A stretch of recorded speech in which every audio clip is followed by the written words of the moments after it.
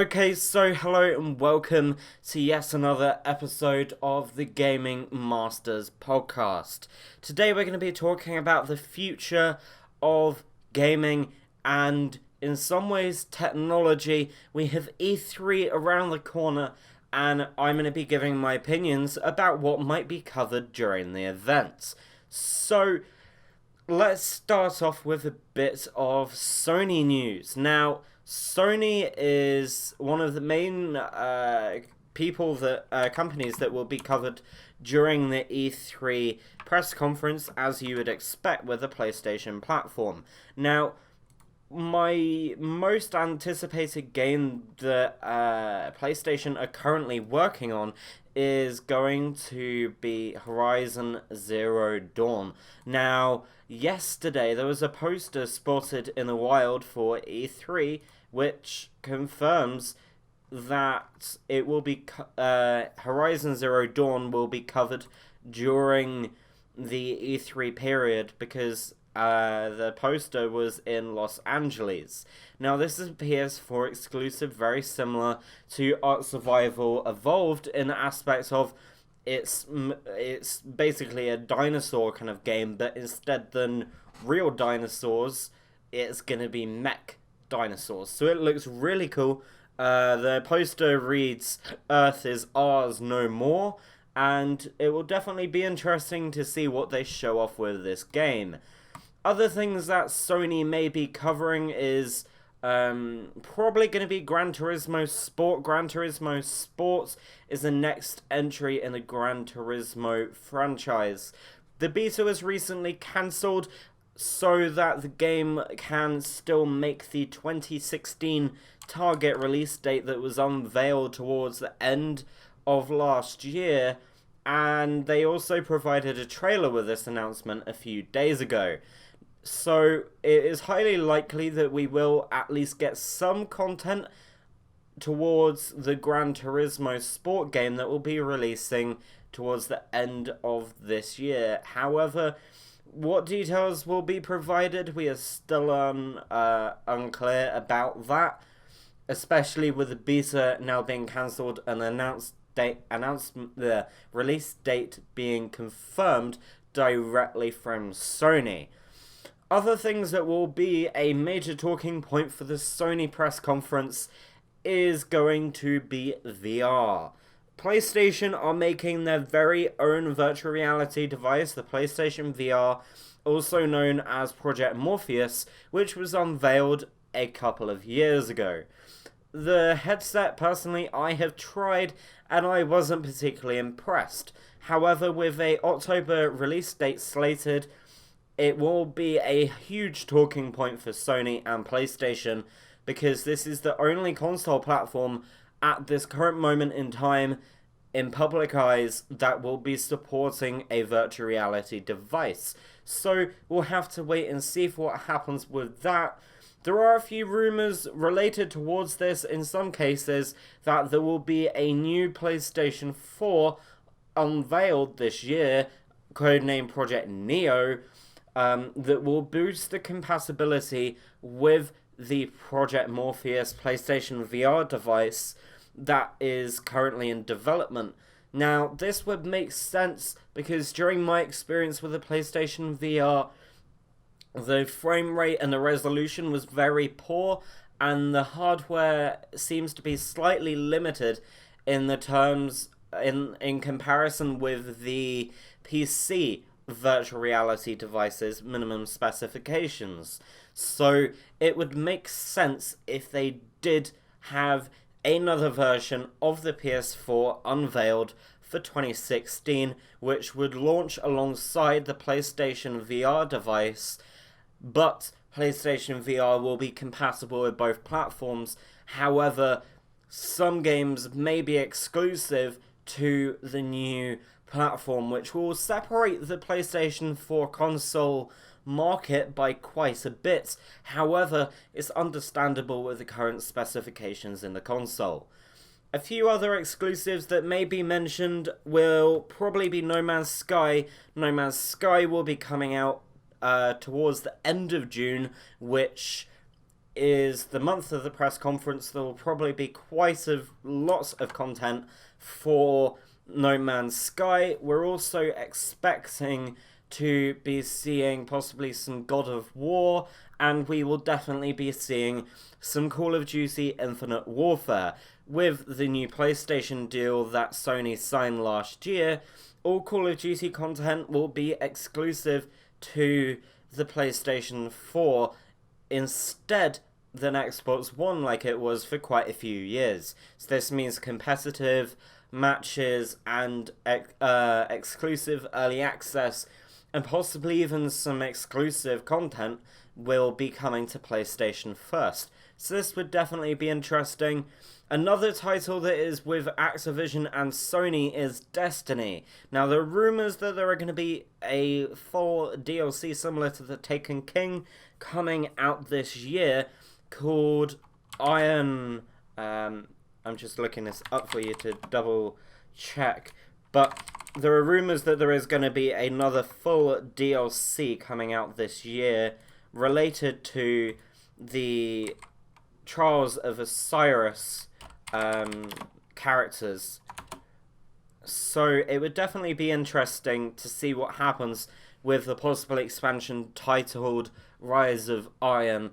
On the cover art that we've currently been leaked, the character is surrounded by wolves, and it seems to be in a fairly snowy environment. Now, this isn't confirmed at all, so we'll just have to wait and see for what happens with that. But it would definitely be interesting, especially with Destiny 2 coming out next year, supposedly. It will be interesting to see what price point they go for, because a lot of fans will be unhappy if this is another £50 price tag, similar to the Taken King. So there might also be some form of reveal of Destiny 2, a teaser or something similar to that, to keep the hype as such going for the franchise. With Destiny being out for 3 years almost, the number of players has dropped quite considerably. So having some more content coming to the game in September will keep it alive a little bit. We all hope it's free, and then Destiny 2 releasing next year will hopefully be the content that people are looking for in the first game. Otherwise, I'm not particularly sure what other games will be covered by PlayStation. I will of course keep you up to date with everything PlayStation related. I'm a little bit behind with the PlayStation content because I've only really just got into using my PlayStation and things like that.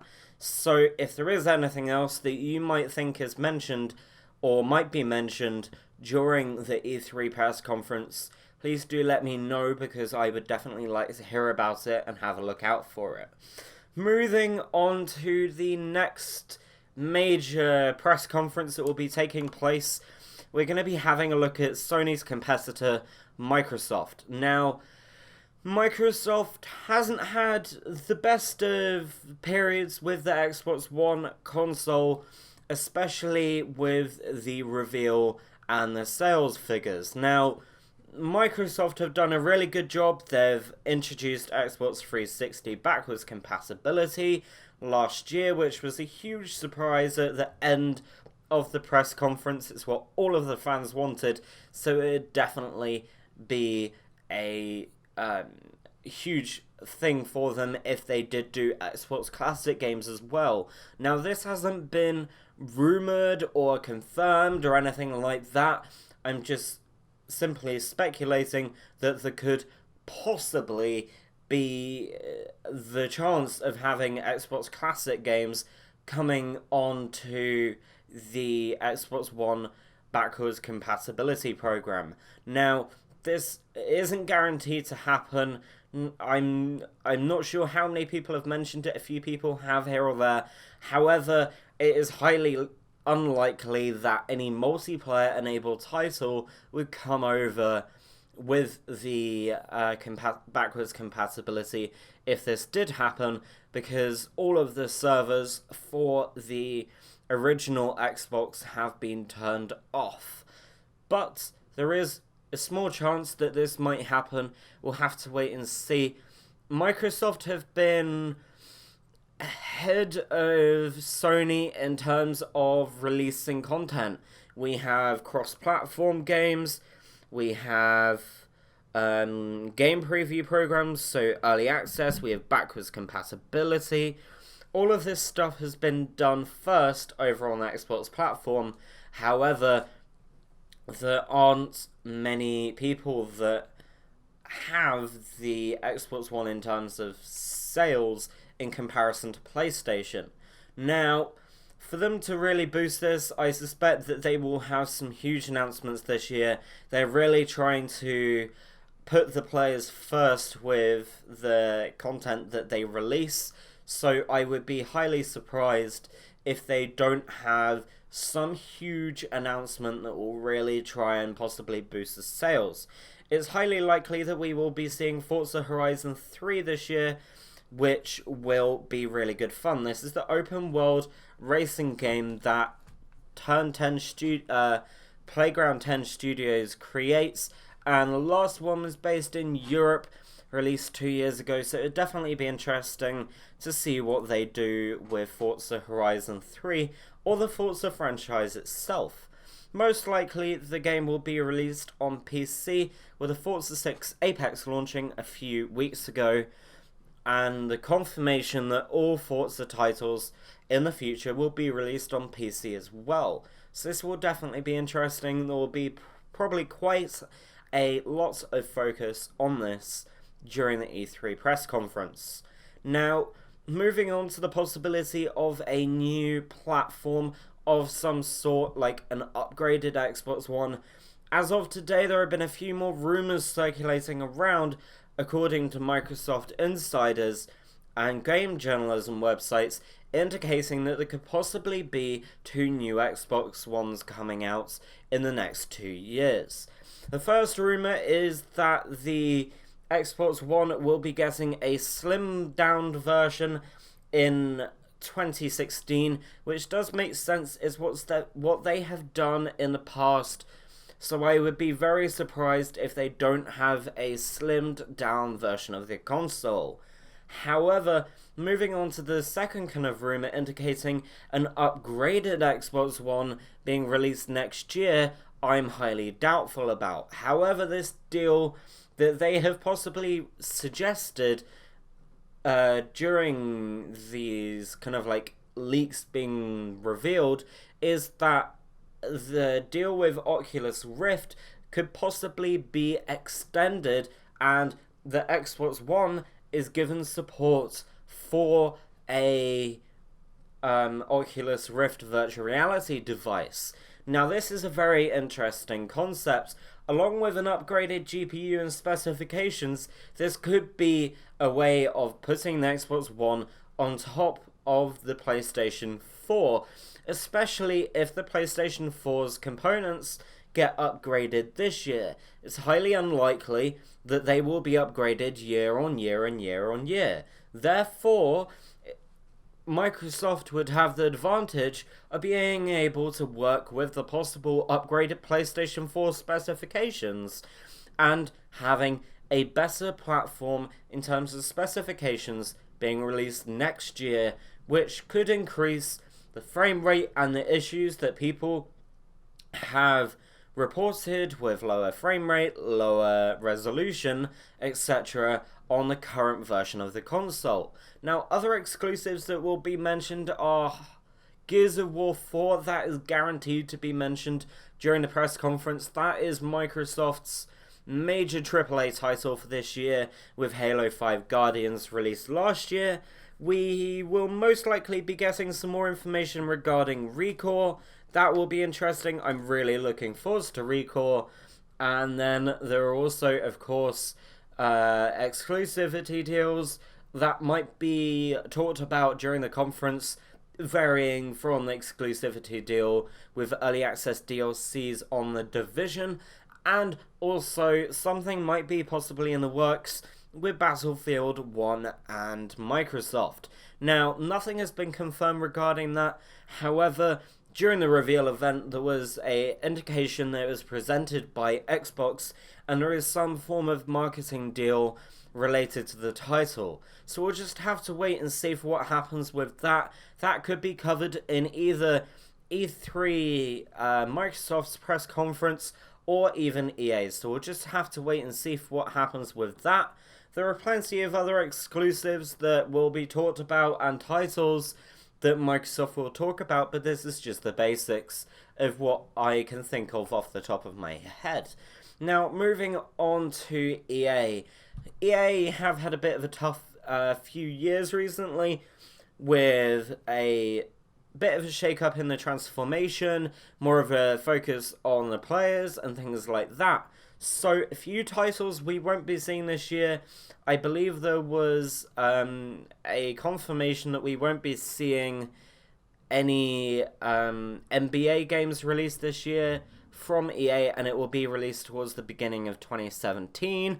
However, some other titles that we will definitely be seeing are Titanfall 2, Battlefield 1, and all of the usual yearly candidates. So that would be NHL, FIFA, etc. There will be content for that, highly likely, and release dates and trailers revealed during the EA press conference. Now, my main focuses with EA are primarily going to be towards Battlefield 1 and Titanfall 2. So I will keep you updated with that. I am going to the press conference in London. I'm slightly disappointed that we won't be getting any information regarding the new franchise that EA are working on, the kind of open world action adventure game which they're working on. Sadly, we won't be hearing anything about that until financial year 2020 or 2021, so that's quite a way out now, with the earliest release date of April 2019. So it will be interesting to see what EA do. It will be interesting to see if they go for a free DLC route, if they have any exclusivity deals. It's highly unlikely that Titanfall will have another deal with Microsoft after the deal last time didn't do particularly well. It wasn't multi-platform, and the sales weren't necessarily as good as the consumer was thinking, and the players dropped off. However, they seem to be doing a campaign for this year's game, so we'll have to wait and see. There are rumours pointing towards a Q3 release of Titanfall 2, which would be roughly October, November, December kind of time this year. Some rumours have been pointing towards December. Some rumours have been pointing towards October. We'll just have to wait and see for the confirmation of what is happening during the press conference. Moving on to a few other publishers, Deep Silver is going to be revealing some interesting information regarding the Saints Row franchise, supposedly, and we will also possibly be having content related to Dead Island 2 and Dead Island the Definitive Collection, which are both known to be in the works. Now, the different options that could be followed for that will be a variety. The different options that may be carried out with Dead Island 2 will be interesting to see, because the game was recently changed hands between developers, so we'll have to wait and see for what happens with that. I really do hope that we will be seeing Dead Island 2 this year or next year. The trailer that was revealed a few years ago was really good looking and really made me excited for a new entry to the franchise. Regarding Saints Row, I'm not sure what they will do. It's highly likely that it will be Saints Row 5 or something similar. I doubt that there will be any kind of like remasters of previous Saints Row games, because they've done that in the past, and Saints Row 4's remaster for Xbox One didn't do particularly well. So we'll have to wait and see. Hopefully they will go back to the roots of the franchise and it will be a lot better than Saints Row 4. Now, moving on to another possible press conference that will be interesting, we're going to be talking about Ubisoft. Ubisoft have quite a few interesting titles releasing this year, and DLCs for games that will be also included this year, including Tom Clancy's The Division, Rainbow Six Siege, Tom Clancy's Ghost Recon Wildlands. You can notice a theme there. Quite a lot of Tom Clancy games are currently in the works or being released. We're also possibly going to be seeing some content related to For Honor, which is due to be releasing this year. However, we haven't heard much information regarding this title for a short while. There will most likely be something related to Just Dance and a few other Ubisoft titles, including Watch Dogs 2, which will be a very interesting part of the press conference because of the recent leaks surrounding a new protagonist in Watch Dogs 2. So we will obviously keep you up to date regarding all of this information. Bethesda will be having a conference as well. However, it will most likely feature Doom DLC content, possibly some Fallout 4 content, and otherwise I'm not particularly sure what Bethesda will reveal. So if you do want to stay up to date with all of that information, do check out our live blog, which will be reporting all of the latest information regarding E3 2016. I hope you've enjoyed this episode of the podcast. I've definitely enjoyed making it. There's been quite a lot of interesting developments. All of the news is constantly changing.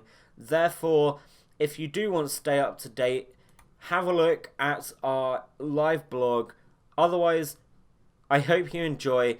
We will have a summary of everything that's happened or is rumored to be happening during E3 as and when it happens. However, some of the information I have just provided may become inaccurate between now and E3. I hope that you've enjoyed. Don't forget to like, follow, and of course, as always, subscribe. And we shall see you in the next episode of the Gaming Masters podcast.